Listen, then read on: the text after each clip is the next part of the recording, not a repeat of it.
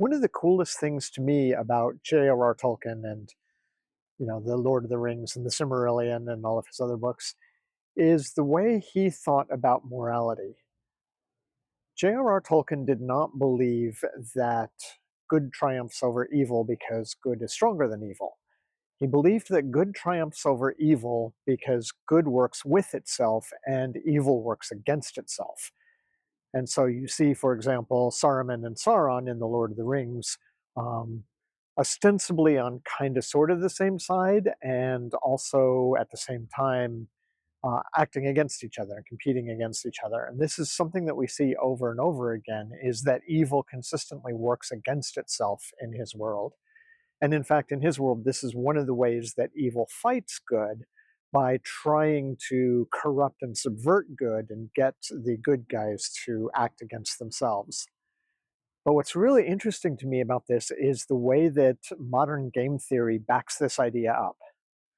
So game theory is not actually about games like, I don't know, chess or whatever. Game theory is about interactions, and specifically about sorts of quantifying and mathematically defining interactions where two or more people have goals that they're trying to meet, and they are interacting with each other to try to meet those goals.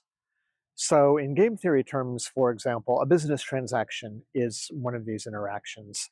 I have something that you want, you have something that I want, and we try to figure out an interaction that will get us both what we want.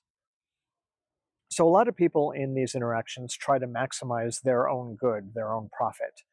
And one of the ways that they can do that is by engaging in interactions where one of the people does not provide whatever the other person is looking for. So, for example, if I offer to sell you something and then I accept your money, but I don't provide the thing that I've offered to sell you, then I get the maximum benefit from that because I have both the object that you wanted and the money, and you get the minimum possible benefit from that because you end up with nothing.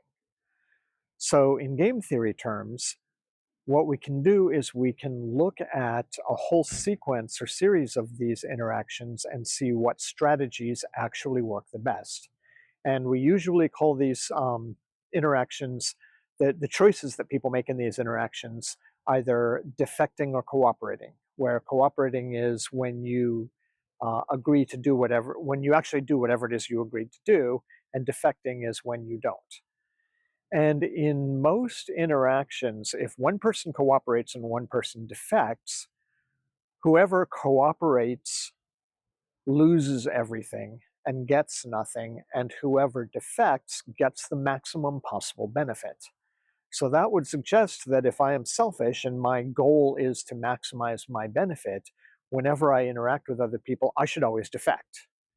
And some people actually do use that strategy, but it turns out that it's a terrible strategy because if you never deliver on your end of a bargain, people are going to stop dealing with you. And this is what we call an iterated problem, where people will have opportunities to deal with you over and over and over again. And you try to decide what strategy makes the most sense to maximize your personal gain. And you might think that the best possible strategy is to just randomly defect from time to time. So most of the time you hold up your end of the bargain, and sometimes you don't. And every time you don't, of course, you get double the benefit that you would if you cooperated. And it actually turns out that that's not the best strategy. The best strategy is really one that's incredibly simple. On the first round of any interaction, you cooperate. And then on each additional round, you do whatever the other person did last time. So if you cooperate and the other person cooperates, then you cooperate again. If you cooperate and the other person defects, then you defect on the next round. And then at each subsequent round, you do whatever they did last time. And the thing about this strategy is that it does not maximize the benefit for any one specific person. Instead, what it does is it maximizes the benefit for everybody. So, an entire society in which everybody always cooperates actually ends up doing much better than a society in which people sometimes are always defect. And because the whole society is doing better, everybody in that society is doing better. And in Tolkien's morality, this is what good does. Good cooperates, good works with itself, good does not defect for its own selfish gain. And in societies where you see people adopting a strategy where they're like, well, it's every man for himself and people are selfish, so I should be selfish, you see that the entire society as a whole doesn't do as well. And the reason it doesn't do as well is that when people defect, then trust is destroyed, then the entire society as a whole does not get what everybody wants.